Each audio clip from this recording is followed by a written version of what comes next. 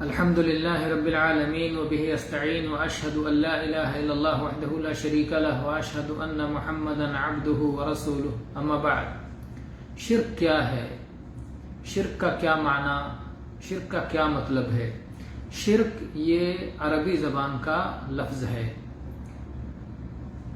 یہ انفراد کی ضد ہے.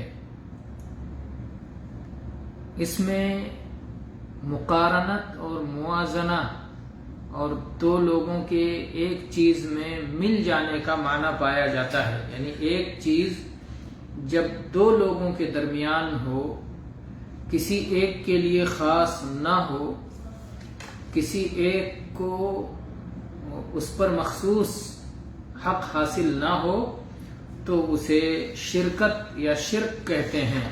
تو جب یہ کہا جائے کہ اللہ کے ساتھ شرک نہ کرو، تو اس کا معنی یہ ہوگا کہ کسی کو اللہ کے حقوق میں، اس کی ربوبیت میں، اس کی الوہیت میں، اس کی ذات میں، اس کی صفات میں شریک نہ بناؤ.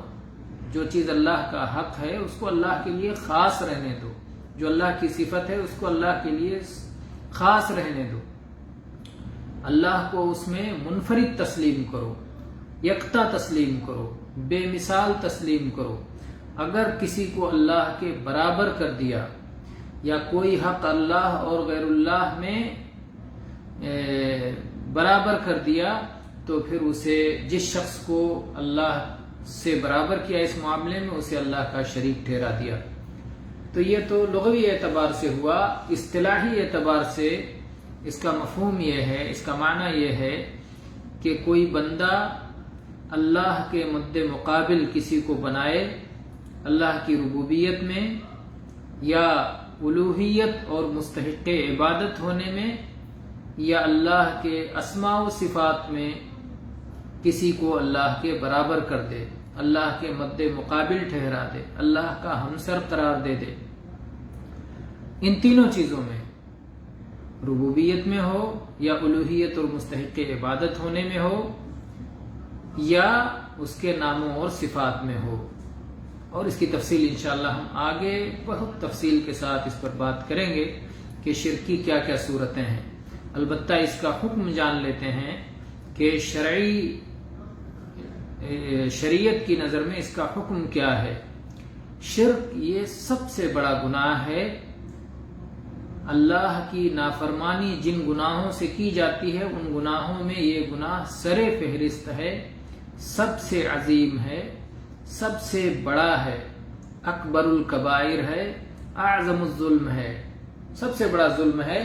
اس لیے کہ اللہ کا جو خالص حق ہے عبادت، یہ خالص اللہ کا حق ہے، یہ کسی اور کا حق نہیں ہے. کسی بھی طرح سے وہ غیر کو دے دینے کا نام شرک ہے. یا اللہ کی وہ صفت، وہ کمال جو خالص اللہ کا حق ہے، جو اللہ کے لیے مخصوص ہے، وہ صفت اگر ہم غیر کو دے دیتے ہیں تو وہ شرک ہو جاتا ہے، اور یہ بہت بڑا ظلم ہے. اللہ تعالیٰ نے فرمایا ان الشرک لظلم عظیم.